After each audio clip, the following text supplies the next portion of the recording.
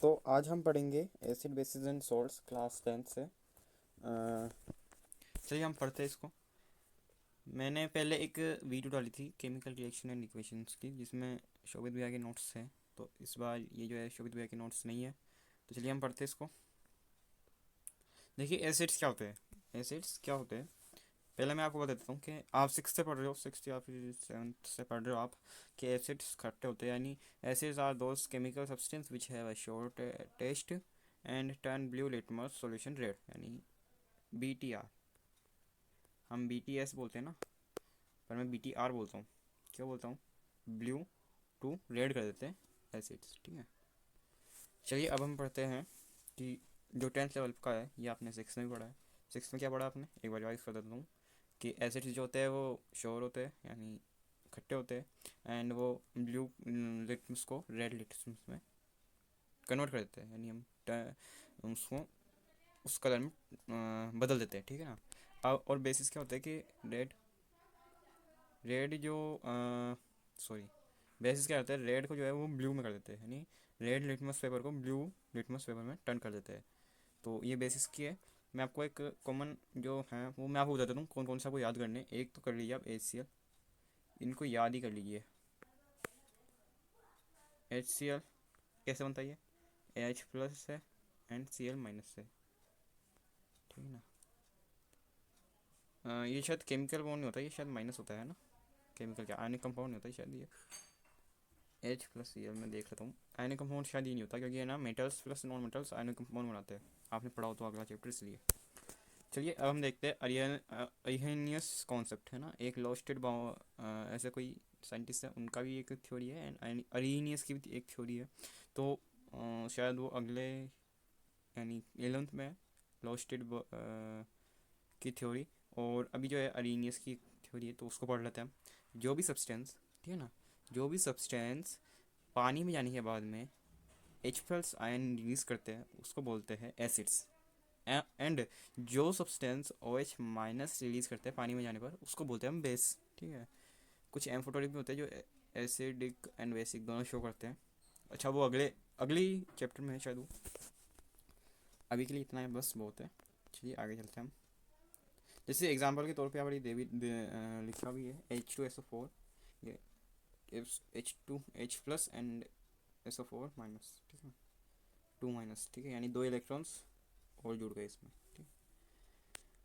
Acids में भी strong विच completely dissociate H+ ion और वीक, ठीक है ना।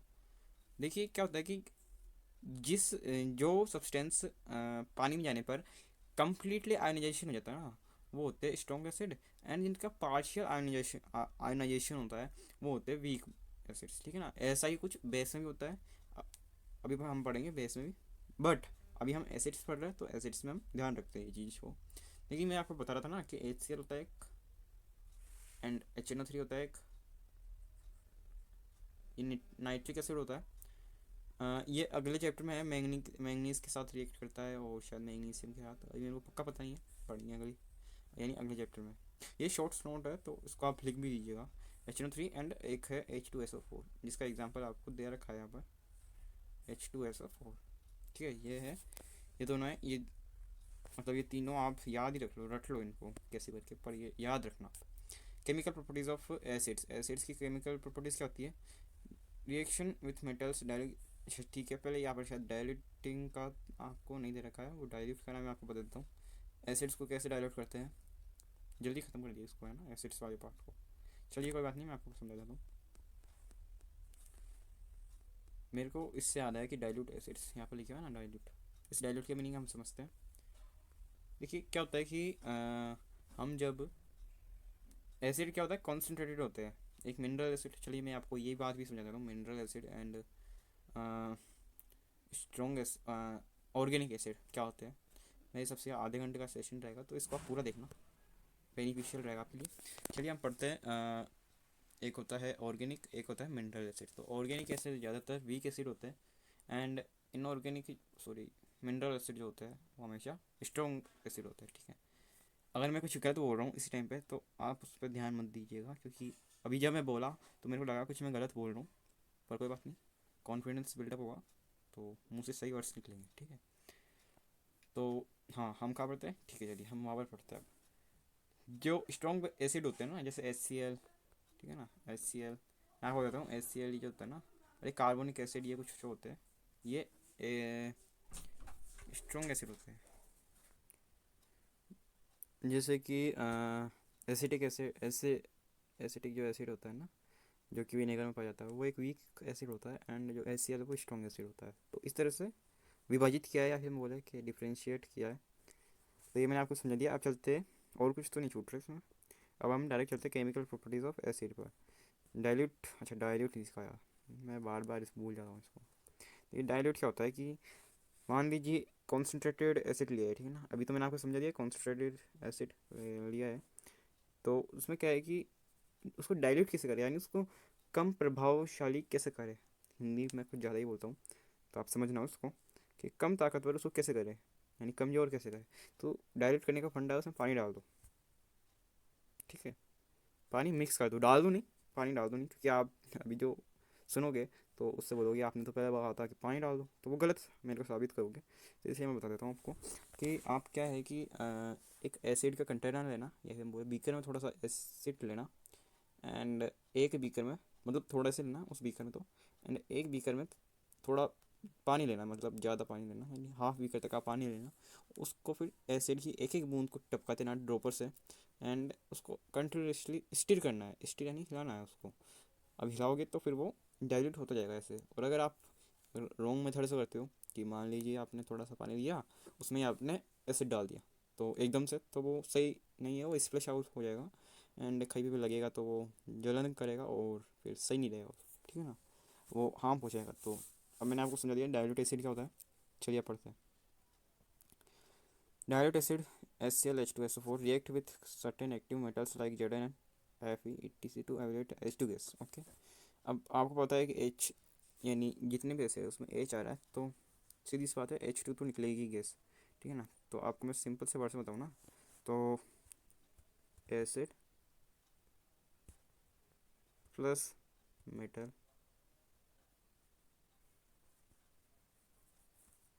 गिव्स, ये सॉल्ट होता है, एंड H2 गैस।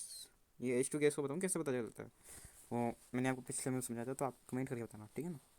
फिर मैं बताता हूँ, पॉप साउंड आती है, फिर मैं बता दिया हूँ यहाँ पर, ठीक है ना। चलिए आगे चलते हैं। रिएक्शन विथ मेटल कार्बोनेट, इसमें शायद मैंने सबसे कम दिया है। एक एसिड प्लस बेस भी होता है जिसमें सोल्ट प्लस H2O निकलता है, एक एसिड प्लस मेटल ऑक्साइड भी होता है जिसमें सोल्ट बनता है एंड वाटर भी निकलता है H2O, ठीक है। तो ये कुछ बातें थी जो इसमें नहीं लिखा था, तो मैंने आपको बता दिए, और आप इसको बाय हार्ट याद करना, तो ये आपको आराम से रिएक्शंस सारी चीज़ याद हो जाएगी। Reaction with metal carbonate acids react with metal carbonates and bicarbonate to produce CO2। Simple सी बात है, कार्बोनेट आ रहा है इसमें, सिंपल सी बात है, कार्बोनेट आ रहा है, एंड वो CO2 गैस हमेशा प्रोड्यूस होगी, एंड वाटर वाटर दोनों प्रोड्यूस होगा। ये है सॉल्ट, ये भी है सॉल्ट। ये शायद क्वेश्चन प्री बोर्ड में आया था। चलिए, अलग अलग होता है प्री बोर्ड तो।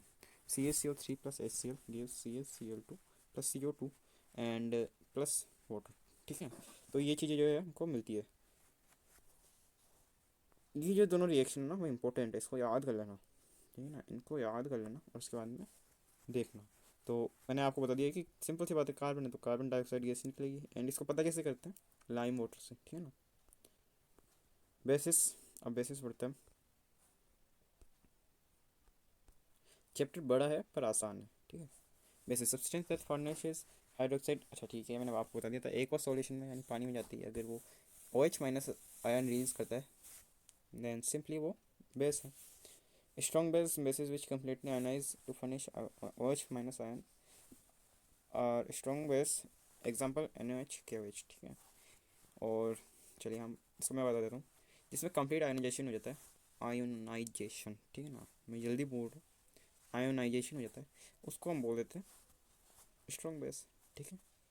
नाउ वीक बेस क्या होता है, bases which is partially ionisation, यानी जिसमें पार्शियली आयोनाइजेशन होता है, उसको हम सिंपली बोल देते हैं वीक बेस। अच्छा, इसके जो दो एग्जांपल हुए हैं NaOH, ठीक है ना। इंडिकेटर की इसमें शायद बात नहीं करी है, तो मैं इंडिकेटर भी आपको समझाऊंगा। NaOH and KOH strong base जो होते हैं, एंड जो वीक बेस होता है वो होता है M G O H twice and whole twice, sorry M G O H whole twice and L O H whole twice, whole thrice, twice thrice ऐसे बोलते हैं। तो ये आपको एक बात बताता हूँ मैं, एम जी ओ एच जो है ना वो आप जो एंटा एसिड या फिर बोले एंट एसिड या फिर एंटा एसिड जो भी आप बोलना चाहो, तो एंट एसिड जो होता है ना उसके यूज़ में लिया जाता है एम जी ओ एच। इसको मिल्क ऑफ मैग्नीशिया बोलते हैं। अगर आप दुकान पे जाओगे या फिर किसी भी दवाई की स्टोर पे जाओगे और बोलोगे मिल्क ऑफ मैग्नीशिया दे दो, तो ये वही पाउडर निकाल के देगा और इससे एसिडिटी कम हो जाती है। आपने लाइफ प्रोसेस में पढ़ा होगा कि एसिडिटी क्या होती है, ठीक है ना। एच सी एल जो निकलता है अपने पेट में वो ज़्यादा ही मात्रा में निकल जाता है तो एसिडिटी हो जाती है, ठीक है। चलिए हम देखते हैं अब। अच्छा मैं आपको बता रहा था इंडिकेटर बारे में, शायद इसमें दे रखा होगा इंडिकेटर। नहीं नहीं नहीं, इंडिकेटर के बारे में नहीं दे रखा शायद ना। यस दे रखा है इंडिकेटर्स, बेसिस पहले पढ़ लेते हैं, इसमें सारी चीज़ें मेरे हिसाब से जो मैंने आपको पहले समझा दी उसको मैं समझा दूंगा। चलिए एल्कली, एल्कली पढ़ते हैं हम। अल्कली या फिर जो भी आप बोलोगे। अल्कली क्या होता है, जो भी बेस, ठीक है ना, जो भी बेस पानी में घुल जाते हैं ना तो उनको बोलते हैं अल्कली, ठीक है ना। एंड एक क्वेश्चन बताइए इसके ऊपर, असर्शन एंड रीजनिंग में। इसमें क्या आता है कि देखिए ऐसे पूछता है कि असर्शन देता है कि alkali all alkalis are base, ठीक है ना, ये दे देगा असर्शन में। या फिर हम बोले ट्रू और फॉल्स में ये दे देगा, तो आप ये ट्रू कर देना क्योंकि सारे एल्कली जो होते हैं ना बेस होते हैं, बट सारे बेस एल्कली नहीं होते क्योंकि सारे बेस घुलते भी नहीं पानी में। ओके, तो ये फॉल्स हो जाएगा, ठीक है ना, सेकंड वाला जो मैंने आपको बताया था। नाउ एल्कली मैंने आपको समझा दी। Chemical properties of base, base को हम समझते हैं रिएक्शन विद मेटल, ठीक है ना, reaction with metal. Strong base react with active metals to produce hydrogen gas. Same वही है, हाइड्रोजन गैस हमेशा ही इवॉल्व होगी, ये आप ध्यान रखना, ठीक है ना। जैसे जेड एन ले लिया आपने and zinc plus N A O H ले लिया, ठीक है। अब जब ये रिएक्ट करेंगे तो एक सॉल्ट तो बनेगा ही, सॉल्ट क्या होगा, N two Z N O two, okay. And जो हाइड्रोजन गैस है वो वैसे ही इवॉल्व होगी जैसे हमेशा होती है। And A L plus N O O H, N A O H gives N A L, N A L O three plus H two, ठीक है। चलिए आगे बढ़ते हैं।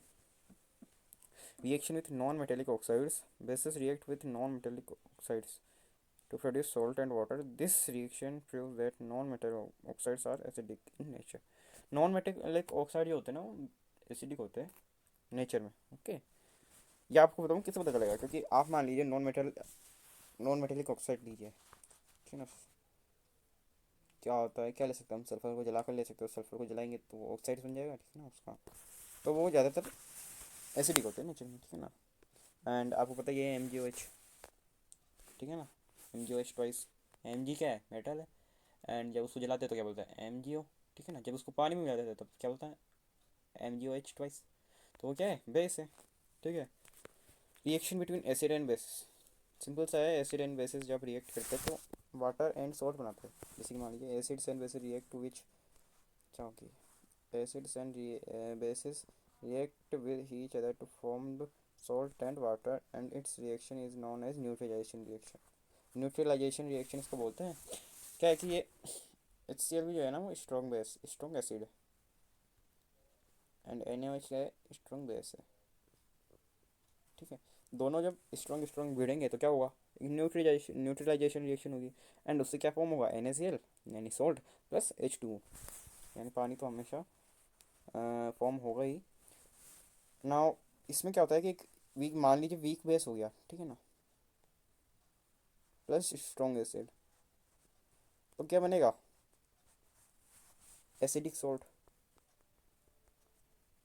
प्लस एच टू तो हमेशा बनेगा ही, ठीक है ना। ऐसे ही कुछ भी और भी होते हैं, जैसे कि strong base plus strong acid, sorry weak acid gives basic salt, ठीक है ना। ये कुछ है। एंड इफेक्ट ऑफ डाइल्यूशन आप पढ़ते हैं हम। Effect of dilution on an acid or base. The process diluting on acid or base highly exothermic process. The acid must be added to slowly to water with constant stirring. If water is added to the concentrated acid, the heat generated may cause the, चलिए भाई समझ में आ रहा? To splash out and cause burns, ठीक है, ये मैंने आपको समझाया था पहले कैसे हम इसको डाइल्यूट करते हैं। इंडिकेटर्स देख लेते हैं। इंडिकेटर्स हम पढ़ेंगे। Indicators are the substance that change their colour और order when added into the acid और alkaline solution. Indicators can be classified in 4 categories, ठीक है ना। इंडिकेटर्स क्या होता है कि अभी देखिए गाड़ी में इंडिकेटर होता है, इंडिकेटर, ठीक है ना, 2 इंडिकेटर होते हैं, एक इस साइड जाने का, एक इस साइड जाने का। तो वो बताता है कि मेरे को इस साइड जाना है तो वो इस साइड कर लेते हैं, यानी वो टी टी टी टी बोलता था। तो ऐसे ही इंडिकेटर रहता है कि ये बेस है या एसिड है ना। तो इसी को देखने के लिए इंडिकेटर बताते हैं। इंडिकेटर यानी बताना, ठीक है ना, इंडिकेट करना।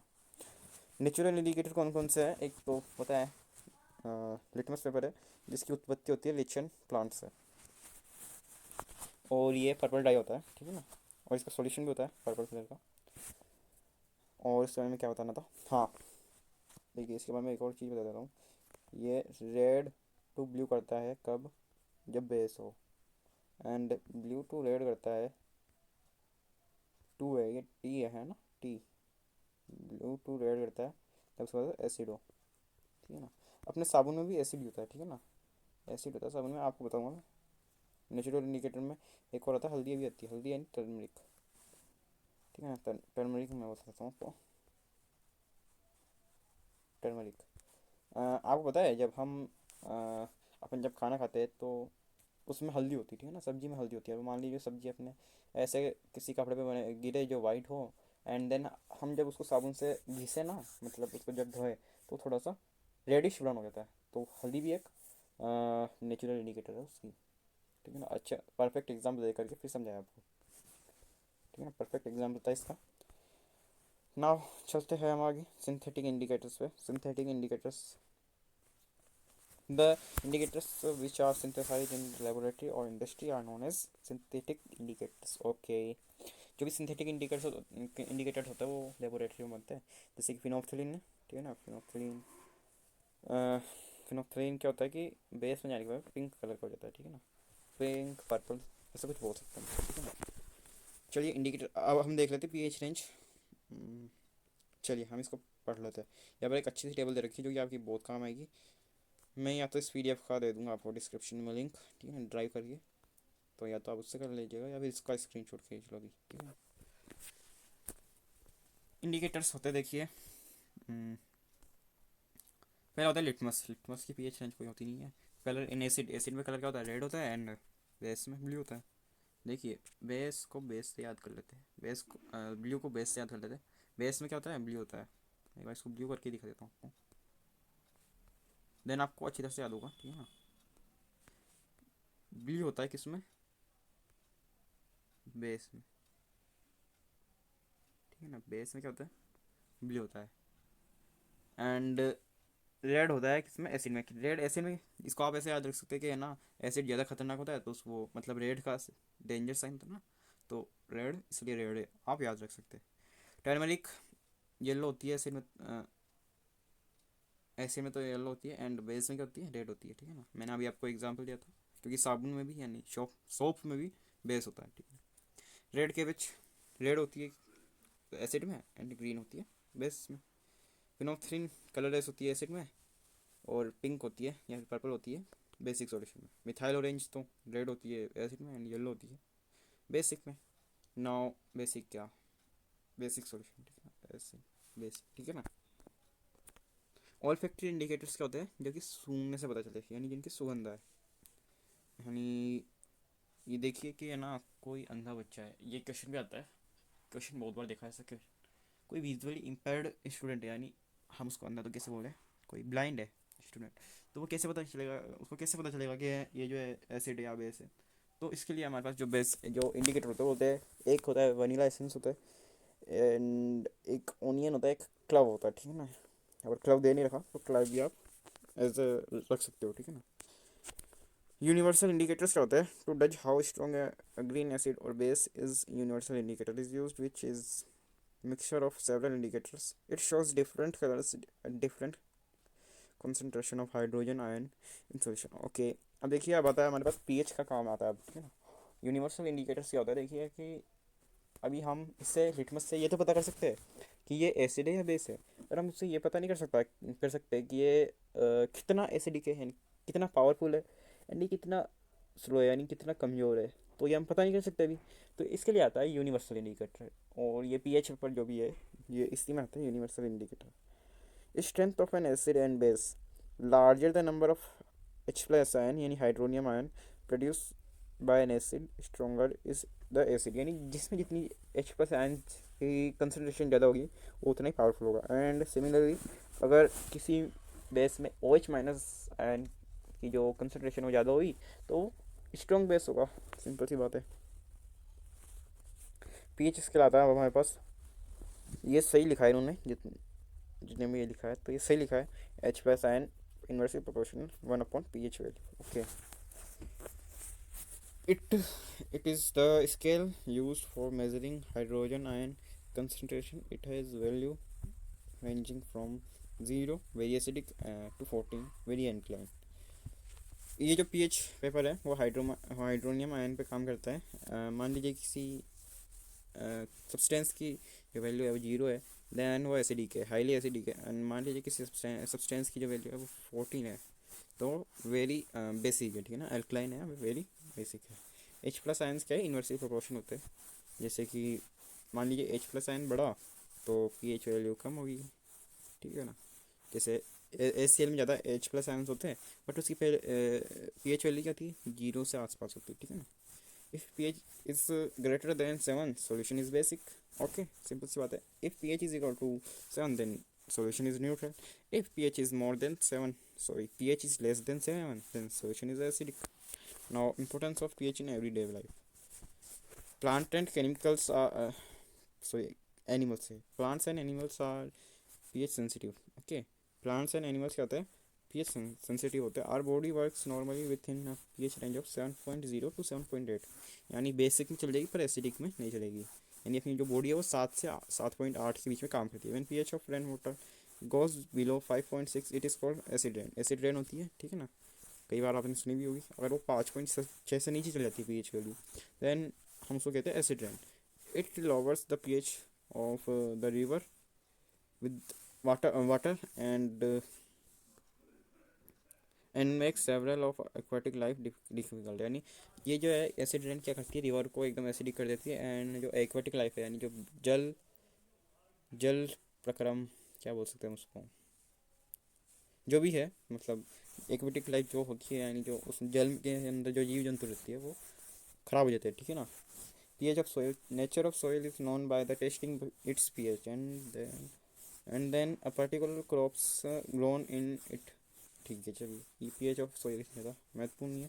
पीएच इन डाइजेशन, अच्छा ठीक है, पीएच है ना अपने डाइजेस्टिव सिस्टम में बहुत कम रहता है। जैसे कि during indigestion the stomach produce too much acid, यानी इंडाइजेशन होता है ना तब टू मच एसिड वो रिलीज कर देता है फैट।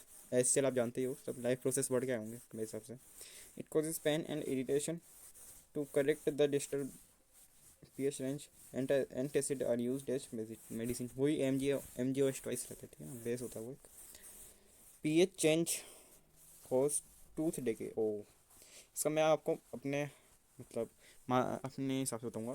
क्या होता है कि देखिए जो बैक्टीरिया होते हैं ना, ठीक है ना, मान लीजिए आपने खुद कुछ खाना खाया एंड कुछ अपने जो मुंह में बैक्टीरिया होता है उसको क्या करते हैं, जो खाना के जो पार्टिकल्स होते हैं उसको सड़ा देते हैं, इथेनॉल हो जाता है, ठीक है ना। इथेनॉल एसिड होता है, क्या होता है, एसिड बन जाता है कुछ इससे, ठीक है ना, खट्टा कुछ टाइप। तो अपने दांतों के ऊपर एक परत होती है टूथ इनेमल, वो सबसे ज़्यादा हार्डेस्ट सब्सटेंस है अपनी बॉडी का, ठीक है ना, ये ध्यान रखना। जब भी पीएच 5.5 से नीचे चल जाती है ना, टूथ देखिए होना पूरा है, ठीक है ना, तो वो क्या होता है कि फिर एसिड जो है नीचे सड़ता जाता है दांत को, एंड लास्ट में होता है वो दांत उसको निकालना ही पड़ता है। तो ये बता दिया मैंने। तो प्रिवेंट अगर हमको टूथ डीके से बचना है तो हमको क्या करना है, बेस जो होता है ना उसको लगाना चाहिए। यानी टूथ पेस्ट में क्या होता है, बेस होता है। आपका ही टूथ पेस्ट में तो नमक भी होता है, तो वो बेसिक सोल्ट होता होगा शायद इसलिए। चलिए, self defence by animals and plants, चलिए मैं भी आपको बता देता हूँ। क्या होता है कि हनी बी जो होती है ना वो अपन को खुद को प्रोटेक्ट करने के लिए, हनी बी खुद को प्रोटेक्ट करने के लिए एक डंक मार देती है। उस डंक में क्या होता है, फॉर्मिक एसिड होता है, ठीक है ना। एथेनोइक एसिड बोलते हैं शायद, मेथेनिक बोलते हैं, एथेनोइक बोलते हैं, आप कमेंट करके बताना। फॉर्मिक एसिड जहाँ तक मैं जानता हूँ, फॉर्मिक एसिड तो मैं बता दिया हूँ आपको। एंड वो मेथेनोइक होता है या फिर एथेनोइक होता है, आप मेरे को बताना कमेंट में। नाउ जैसे कि एंट भी है, ये भी एक फॉर्मिक एसिड छोड़ते हैं, तो ये माइल्ड बेस लगाने पे ठीक हो जाता है। जैसे कि बेकिंग सोडा हमने अप्लाई कर दिया, देन वो जहाँ पर अफेक्ट करा है वहाँ पर इरिटेशन नहीं होगा। ये चिन प्लांट्स में कुछ ये प्लांट्स भी पीएच होती है, मतलब एसिडिक होते हैं थोड़े प्लांट। एसिडिक यानी जब हम उसको छूते हैं तब वो अपने अंदर एक इंजेक्ट हो जाता है एसिड, देन वो हमको इरिटेशन करता है। आप अगर पहाड़ साइड में रहते हो, अ, हिमाचल प्रदेश में या इधर, तो वहाँ पर बहुत सारे ऐसे पेड़ मिल जाएंगे आपको।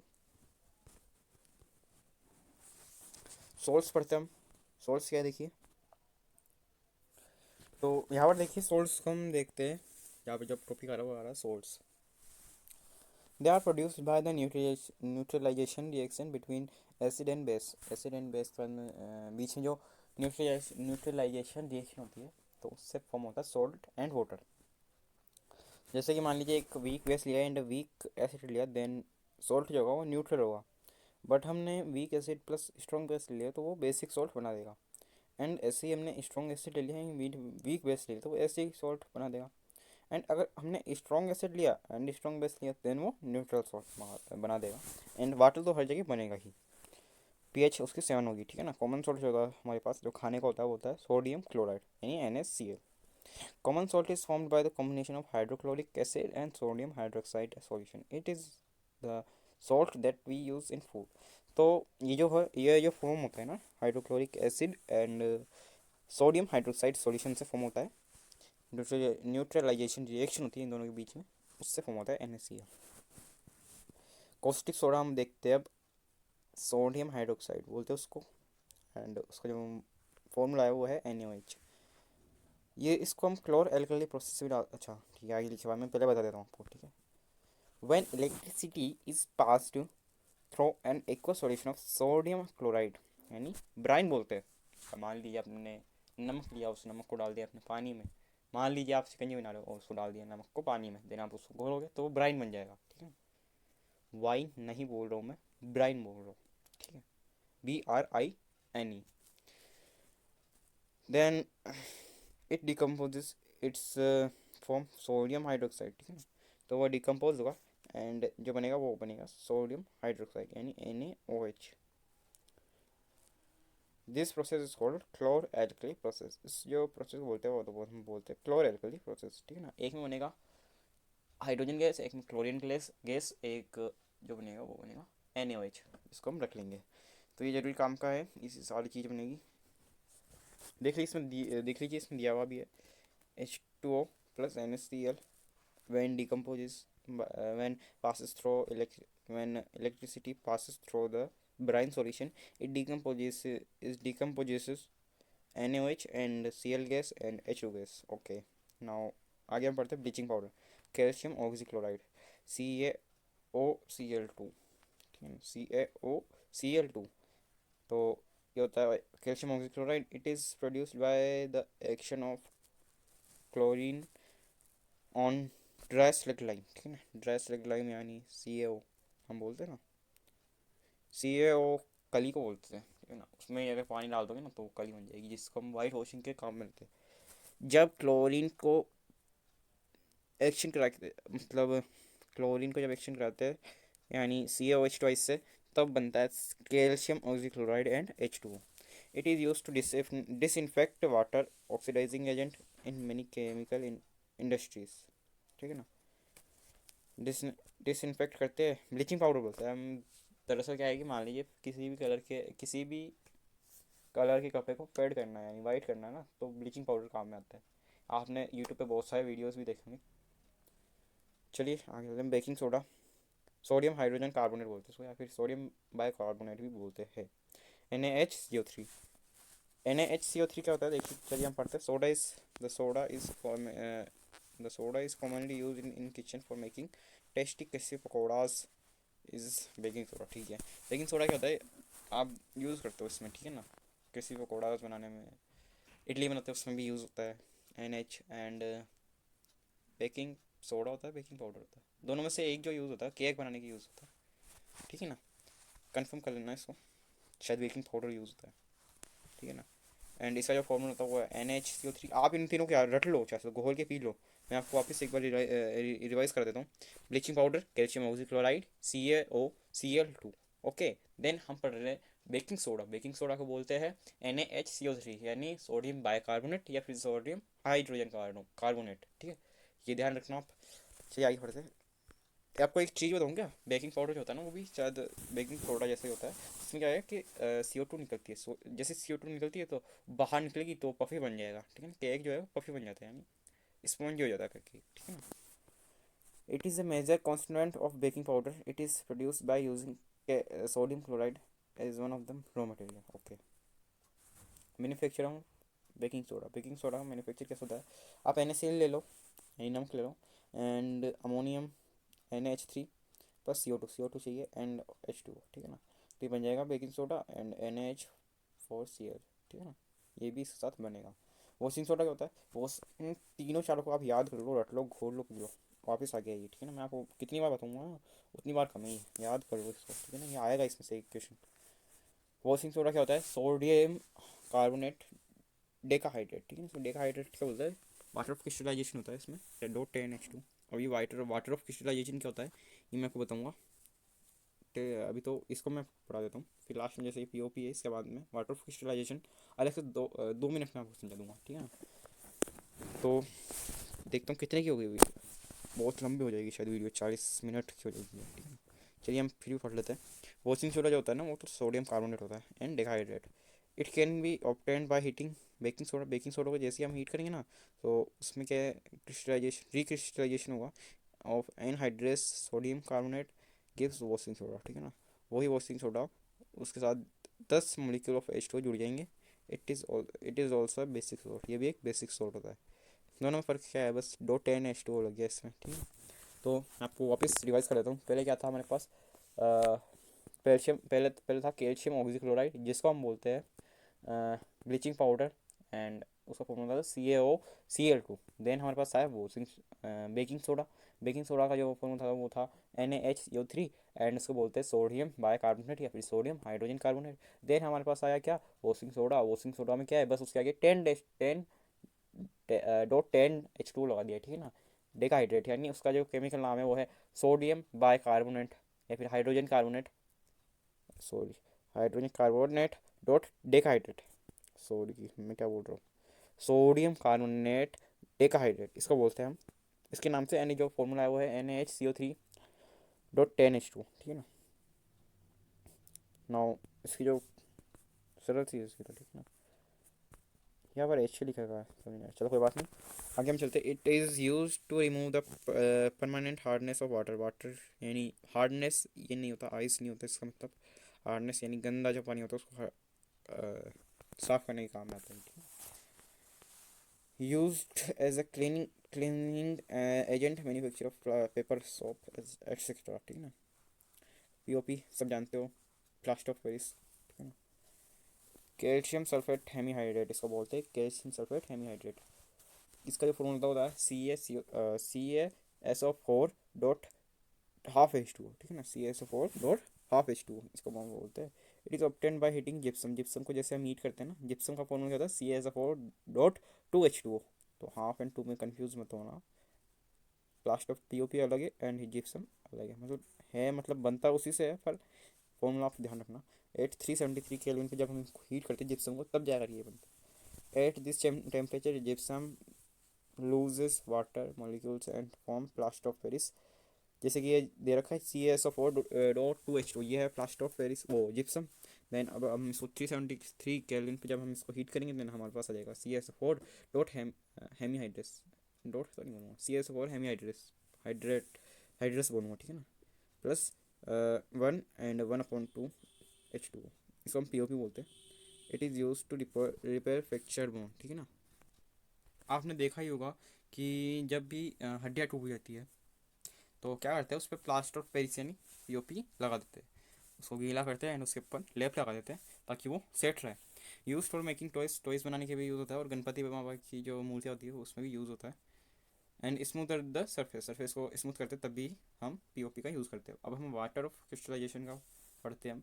It is the fixed number of water molecules present in the one formula unit of the salt example hydrated copper sulphate पे CO4 5H2, इसको जो बोलते हैं क्या बोलते हैं, ब्लू विट्रो बोलते हैं इसको, ये ध्यान रखना आप। नहीं, इसको ब्लू विट्रो, ब्लू कलर का ही, और मैंने जो पेन ले रखा है वो भी, इसको ब्लू विट्रोल बोलते हैं। इसमें से क्वेश्चन आ सकते हैं, इसलिए मैं आपको बता देता हूँ, इसको ब्लू विट्रोल बोलते हैं, ठीक है ना। नाउ 5 वाटर ऑफ क्रिस्टलाइजेशन, इसमें क्या लिखा हुआ है कि fix number of water molecule present होते हैं फॉर्मूला यूनिट में, ठीक है ना। चलिए मैं आपको अब मेरे हिसाब से समझा देता हूँ। वाटर ऑफ क्रिस्टलाइजेशन क्या होता है। वाटर ऑफ क्रिस्टलाइजेशन वो होता है जब मान लीजिए ये एक मॉलिक्यूल है, ठीक है ना, इसमें से कुछ जो चीज़ें हैं वो रिलीज़ हो चुकी है ना। अब मान लीजिए इसमें से कुछ जो मास है वो जा चुका है। अब उसमें क्या होता है कि वाटर आके बैठ जाता है, कुछ वाटर मॉलिक्यूल्स में आके जम जाते हैं, तो वही होते हैं वाटर मॉलिक्यूल्स। तो ताकि है ना ये इसलिए हम इसको वाटर ऑफ क्रिस्टलाइजेशन बोलते हैं, ठीक है ना। ज़्यादा इतना बड़ा है नहीं, तो ये मैंने आपको समझा दिया है। नाउ इस वीडियो के लिए इतना ही, मिलेंगे किसी और वीडियो में। इसमें कुछ छूटा तो है नहीं, और वैसे भी कुछ छूट गया हो तो आप में एक बार NCERT रीड कर लेना, आपको सारा चैप्टर समझ में आ जाएगा। वैसे मैंने एक्सप्लेन अच्छी तरह से कर दिया है। नाउ इस वीडियो के लिए इतना ही, मिलेंगे किसी और वीडियो में। Till then keep learning, bye bye.